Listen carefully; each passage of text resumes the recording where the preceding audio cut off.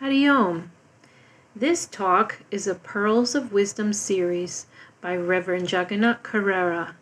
As we live more wholly, we become more holy. The 6 divides. Enlightenment isn't about going to heaven. It's about finding heaven here. Enlightenment isn't to take you away from life. It's to allow you to participate fully, joyfully, peacefully, and without fear. If you can't embrace all of life in its totality, you can't reach enlightenment. If you want to embrace God, you have to embrace the whole God, not just the easy, pleasant parts. You have to embrace even the challenging, hard to understand parts of God. Suffering is not caused by forces outside of us, but by a faulty and limited perception of life and of who we are. Our basic misperception gives rise to endless cravings for sense satisfaction. Since everything in the universe is constantly changing, nothing in nature is capable of bringing lasting fulfillment. The unwavering peace we seek is realized by experiencing the unlimited and eternal peace that is our true identity. Though obscured by ignorance, it exists within us, waiting to be revealed. This experience is enlightenment, self-realization. Many students of yoga make the mistake of thinking that time is the most important element in having success on the path, and one of the most difficult to find. While it is certainly true that we need to make time for such practices as hatha yoga and meditation, this need not take time away from our daily responsibilities. We can grow a lot with an hour or so of practice each day. True, you might have to wake up a half hour earlier to do this, but it is more than worth it. The way you accomplish the much vaunted 24-hour-a-day practice is by changing your outlook.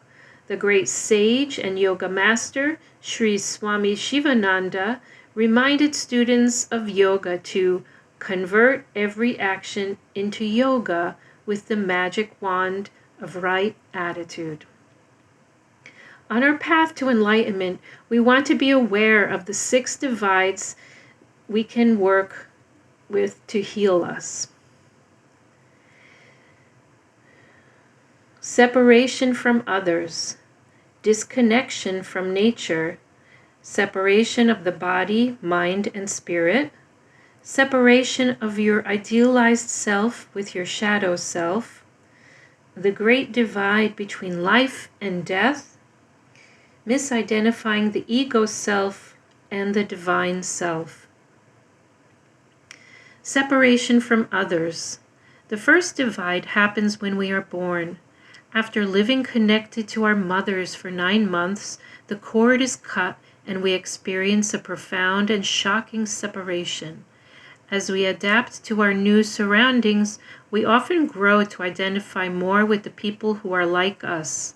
We become good at dividing and making groups, which is the job of the ego, called the ahamkara, or the I maker. If we don't grow a little, then we may go on to dislike things that we see as different. Our yoga practices loosen the ahamkara's grip on the mind.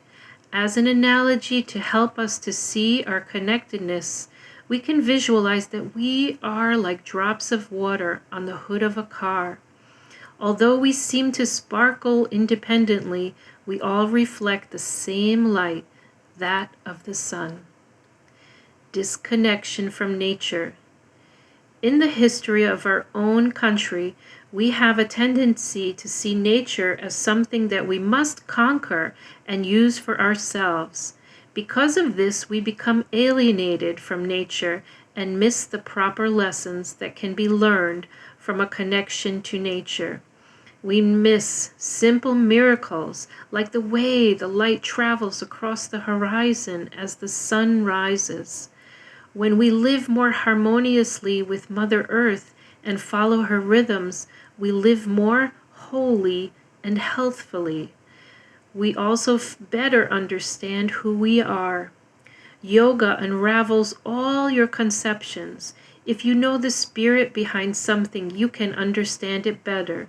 The tendency is to take a conception and then fall asleep. The truth is not something you experience and remember. Enlightenment is a constant state of experience, seeing things as new every time. Separation of the body, mind, and spirit. In Western culture, we've divided body, mind, and spirit into three different things. In some faith traditions in the West, the body or the flesh is considered weak, in contrast to the spirit, which is revered and considered strong. We heal this separation when we understand that body, mind, and spirit manifest as different forms of one truth. We're using three different words to talk about different characteristics of one thing. The body is like ice, the mind like water, and the spirit like steam. All are made of H2O, but express themselves differently. Separation of your idealized self and your shadow self. We all have this. We have the person that we present to the world. Sometimes we present things in an idealized way that isn't exactly accurate. We want to be accepted and respected, and we want to be loved. Still, if we are truthful, we also put the masks on a few things. We have what's called the shadow self. That's the only one that says, oh wow, I've been really selfish lately, or I've been really greedy. We don't like to look at it, but as long as we keep the two separate, we cannot get happy. Part of practicing yoga is embracing all of who you are. When you participate in a spiritual community, and someone sees all of your blemishes and still loves you, it's incredibly healing. In the process, we become more comfortable in our own skin as we accept all parts of ourselves. Enlightenment is when you realize something that is already there, what you already are. Don't wait for enlightenment to live an enlightened life. Start today. Live like a saint. Live selflessly. The great divide between life and death. There is a perceived divide, especially in Western religions, between life and death. We separate the two out as if they were two completely different things, and they are not. Life and death are part of a continuum. It's change and transformation. We think of death as someone stopping, but it is transitioning. We have to get beyond that separation that the ego puts us in. Misidentifying the ego self and the divine self. You are the seer. That's your true nature. That's your essence. That's the core and the heart of who you are. That's the secret of spirituality. The point is to know that, to make a shift so that we no longer falsely identify as limited body and mind. When we recognize we are neither the body nor the mind, but instead the eternal changeless self, we become free from time and space. So we know how to stop misidentifying the body and the mind. Through our yoga practices, we further develop Nirodha, the process of coming to a calm state of being with an effortless flow of awareness. Then we see below the surface of the illusion more and more often. With Nirodha, we seek to direct our minds in ways that are productive, clear, and steady towards a luminous mind.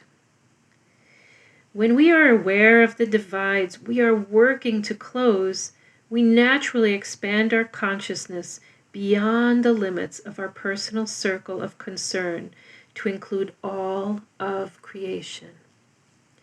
Om Shanti, Shanti, Shanti. Om Peace, Peace, Peace. May the entire universe be filled with peace and joy, love and light.